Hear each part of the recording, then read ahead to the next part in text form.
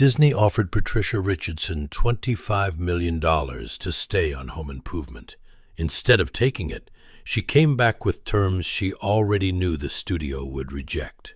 Tim Allen, meanwhile, had been offered $50 million for the same ninth season. That season never happened. Then, in October 2025, Patricia suddenly appeared beside Tim again. One, "Hey, buddy," one joke about tools, and 26 years seemed to disappear. So why had the woman who made Home Improvement feel like home been so determined to leave that even $25 million could not change her mind? The final negotiation made headlines, but it did not create her decision. Patricia had already decided she was done before Disney named its price. The real reason she left had begun years earlier, while millions of viewers were still laughing with the Taylor family and had no idea what was happening in her life away from that house. Patricia Castle Richardson was born on February 23, 1951, at Bethesda Naval Hospital, into a family that rarely stayed still. Her father, Lawrence, was a Navy fighter pilot, test pilot, aeronautical engineer, and later a corporate executive, so every transfer meant another school and another room. In Texas, she encountered Beckett, Chekhov, Shakespeare, and O'Neill rather than school pageant material, then earned a theater degree at Southern Methodist University and worked in dinner theater until she could afford New York. Her first audition there led to the 1974 Broadway revival of Gypsy with Angela Lansbury, where she understudied Louise and played smaller parts. An advertising executive noticed her after a performance, and fabric softener and diaper commercials financed the theater work that barely paid. Long before television made her America's mother, acting had taught her to enter temporary homes, listen closely, and become useful. Television did not immediately reward that discipline. Richardson left New York for Norman Lear's Double Trouble, then declined another season to return to Beth Henley's The Miss Firecracker contest. She later moved west with actor Ray Baker, whom she married in 1982, only to watch Eisenhower and Lutz and FM end after 13 episodes apiece. By 1991, she had a 6-year-old son and 3-month-old twins and was wary of television's thankless mothers. Tim Allen was arriving from almost the opposite direction. Disney had handpicked the 37-year-old comic after Michael Eisner and Jeffrey Katzenberg saw his Men Are Pigs material, and Home Improvement was being built around a performer who had never acted professionally beyond commercials. When the first version of the pilot failed to make Tim Taylor sympathetic, Disney called Richardson 2 days before filming and asked her to step into a role she had never auditioned for. Richardson nearly refused because she was not ready to leave the twins, but production gave her a second dressing room for their cribs, a driver for the nanny, and accommodations around nursing. She had never heard of Allen and did not want another sitcom. Then they met. "Immediately I loved him," she later recalled. The connection was professional before it became familiar. Tim listened closely, reacted in the moment, and gave Patricia something sturdy to push against. During one early emotional take, her eyes filled, and Allen stopped the scene because he thought she was genuinely upset. Director John Pasquin had to explain that she was acting. When producers picked apart Allen's inexperience, Richardson defended him as unusually present with a scene partner. That imbalance became the show's advantage. Tim brought the comic persona Disney had bought, while Patricia brought the acting experience that helped keep his macho character from becoming a brute. Home Improvement found its language in the gap between them. The pilot's broken dishwasher established the pattern. Tim ignored Jill, added more power, made the problem worse, crossed the yard to Wilson, and came back ready to listen. The object changed from week to week, but the marriage did not. Richardson fought to make Jill imperfect enough to apologize, return to school, want a career, and sometimes be wrong. Alan could push Tim's bravado further because Jill could push back without turning the relationship cruel. Years later, Richardson remembered the most common fan question as, "Are you looking through our windows?" Viewers did not need the Taylors to be ideal. They needed the arguments to feel familiar and the reconciliations to feel earned. By the third season, roughly 34 million viewers were entering the Taylor house each week, and the same success was changing both leads in very different ways. In 1994, Alan reached a rare triple peak. Home Improvement was television's #1 show. Don't Stand Too Close to a Naked Man topped the New York Times nonfiction list, and The Santa Claus became the #1 movie at the box office. Toy Story and Buzz Lightyear were still ahead. The contrast was not simply success for him and suffering for her. Alan also worried that the public Tim Allen persona was swallowing the quieter private man behind it, and that even family life was getting smaller whenever Home Improvement entered the room. He told the Los Angeles Times that work, home, and material life could fall out of proportion. When one of them gets bigger, it starts crowding the other ones out of the picture. His time had become so valuable that he said he coveted it, and he called the rewards around television silly money. Success was opening more doors for Tim, but even he could feel how quickly it could crowd everything else. Richardson's version of that pressure looked less glamorous. While Tim's career expanded into movies and books, she was still bringing motherhood onto the Home Improvement lot. In 1992, with her twins only 18 months old, she described slipping away during tool time scenes to be with them, then having to return when they cried, "Mama, Mama!" But if they cry as you're leaving and you have to shut the door, it's hard, she said. At the time, Richardson still called herself lucky to have that chance. The set still held the details viewers loved: 3 boys racing through the kitchen, Al beside Tim on tool time, Wilson above the fence, Halloween and Christmas returning with the families watching at home. Even the heavier episodes worked through that familiarity. In The Longest Day, Randy's thyroid scare stripped Tim of easy certainty and let Jill's control crack just enough for viewers to recognize their own fear. Richardson and Allen also pushed for teachers and safer play space for the young cast, but the deeper contrast was already forming.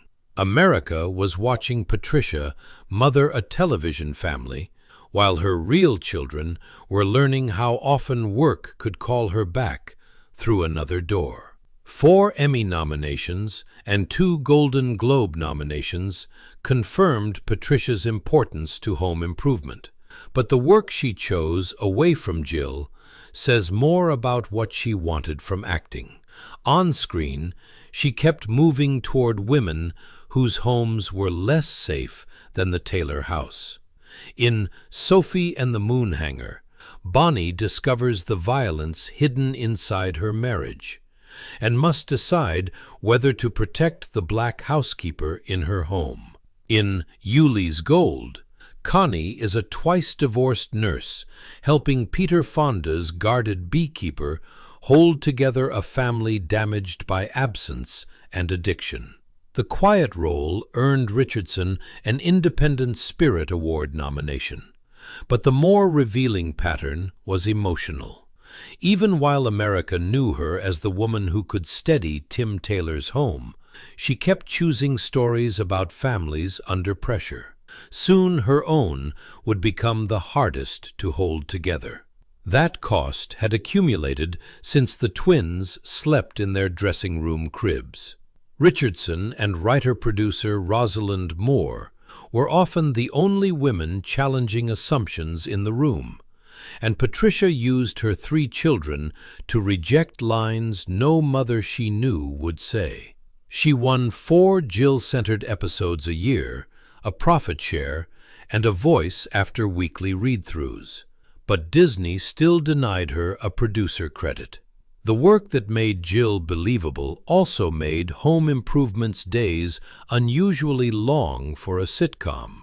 Patricia stopped doing publicity and charity events because she was desperate for time with her children and husband. Yet Ray remained angry that she was never home.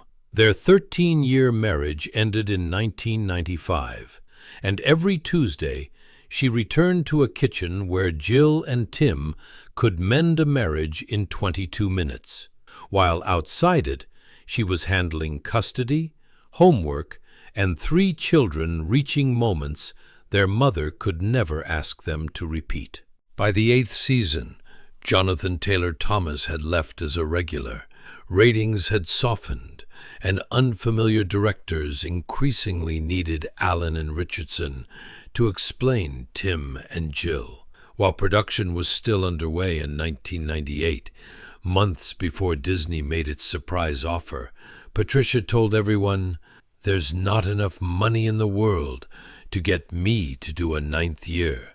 This show is over. It needs to end." She had already extended her 7-year contract, completed more than 200 episodes, and cut every outside obligation she could. She later said the long days and her involvement in the writing kept her away more than she wanted. She missed her children terribly and felt she had missed so many things. The twins who entered production in cribs were now school children, and the hours she had missed had become years. Another season meant surrendering another school year of dinners, illnesses, arguments, and reconciliations to the Taylor family. Only a couple of months of production remained when Disney offered Allen $2 million per episode and Richardson $1 million for a 25-episode 9th season, $50 million and $25 million. Patricia said both actors had agreed the series should end, but Tim became interested when the offer arrived. She answered with his exact terms, $2 million per episode, and an executive producer credit because she knew Disney would reject them. Years of unequal pay and uncredited work gave the demand its edge. "That was my way to say no," Richardson later said. Disney rejected it exactly as she expected. Patricia had declared the show over before the offer existed, and the counter-proposal finally made the studio accept her answer. The $25 million was not the reason she left. It was the sum that arrived after the mother playing Jill had nothing left to sell except another year with her children.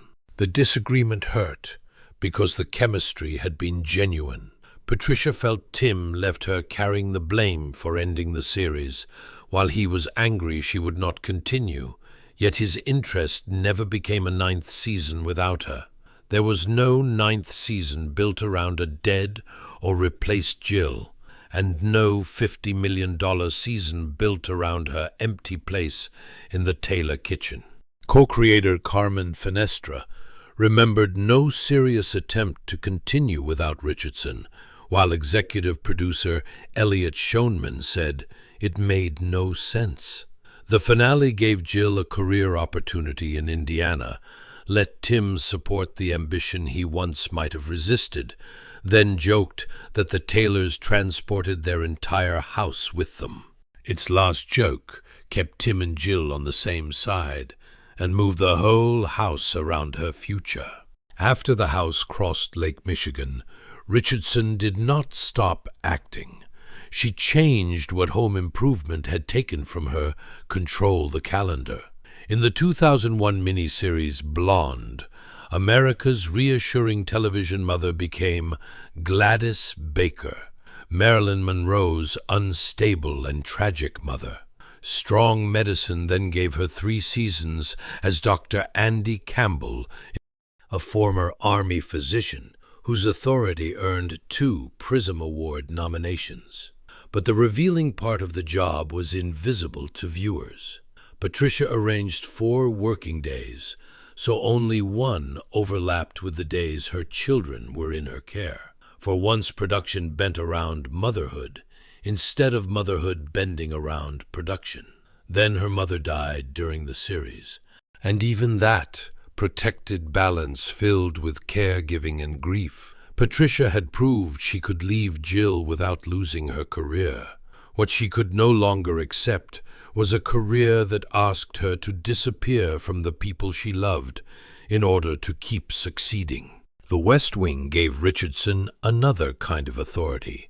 As Sheila Brooks' campaign manager to Alan Alda's presidential candidate Arnold Vinnick, the role stretched beyond a few episodes, but in 2005, the politics on screen became background noise when Patricia learned that her father had suffered a minor stroke in Virginia. Lawrence had once landed aircraft on floating postage stamps and built his life around control, precision, and movement. Now he struggled to swallow. Looking back, the family saw warnings they had explained away: falls, stiffness, small accidents, shorter replies, before doctors finally named progressive supranuclear palsy, or PSP. For Patricia, PSP was more than a list of symptoms. It was measured in pieces of her father, disappearing from ordinary life, one ability at a time. Cruelest of all, his mind seemed to remain much closer than his body could show. PSP reduced Lawrence's world in ways the family could see before they fully understood them. He stopped driving after accidents and could no longer turn his head to look behind him. Meals became ground food and thickened drinks. His powered recliner became the cockpit, a small joke that still let the former pilot sound like himself. Patricia found a stuffed Scottish terrier that fit into his good hand and helped keep it from cramping shut. When speech disappeared, he answered with thumbs up or thumbs down, the pilot's signal that everything was ready for takeoff. Then even the thumbs stopped obeying. Laughter and crying began to sound alike, so Patricia and her sisters had to read a face that barely moved and guess what their father was trying to tell them. The hardest part was not believing he was gone. It was believing he was still there, understanding far more than he could answer, while every familiar way of reaching him closed, one by one. When the stroke took Lawrence's ability to swallow, Patricia and her sisters faced a decision no daughter wants. His written wishes rejected a feeding tube if it would only prolong dying, so they honored them. Patricia returned to Los Angeles to finish The West Wing, then came back for 4 nights beside him, sleeping with one eye open, listening to each breath, holding his hand, and playing the guitar music of their childhood. They talked, prayed, laughed, cried, and told him it was all right to go. Lawrence died on December 14, 2005, 3 years after their mother. His donated brain supported what the family had come to believe. Much of his mind had remained present while movement failed. Patricia became Cure PSP's national spokesperson and a board member, so another family might recognize it sooner. By the time The West Wing ended, both parents were gone. 3 teenagers still needed her, and she was burned out again. This time she stopped. She left acting for 4 years. When Richardson returned, leaving Home Improvement never required erasing Tim Allen. They did not remain close friends or speak regularly, and she rejected claims that a reboot had been discussed with her, yet she praised his instinct and said she never stopped loving their work together. On Last Man Standing in 2015 and 2016, she played his neighbor Helen Potts. In an outtake, Patricia accidentally called Mike Tim. That name slipping out carried more nostalgia than a reunion speech. A decade later, Shifting Gears placed Richard Kahn and Debbie Dunning beside Alan in a grief support circle. No Taylor kitchen was rebuilt, and no one pretended the intervening years had vanished. "Hey buddy, a joke about tools." 4 older faces were enough. What returned was the rhythm, the feeling that Tim could still throw a line toward Patricia and trust her to send it back at exactly the right angle. That is why Jill Taylor's voice can still return viewers to an after-school sofa dinner cooking nearby, and parents who once seemed permanently young. They remember Tool-Time Wilson's forehead the holidays, and Jill's look before Tim knew what he had done. Patricia's story makes those memories different. For 8 years, she made the Taylor house feel safe while her children grew through days she could not replay. When she chose them over another season, $25 million sounded enormous, only until time became the thing being priced. Tim ultimately made no $50 million season without her, and Jill was never replaced. Patricia did not leave because home improvement mattered too little. She left because it had taken almost everything she had to give. If you once thought she walked away from an unbelievable offer, does her choice feel different now? And which Tim and Jill moment still takes you back to the room where you first watched them? Share that memory below.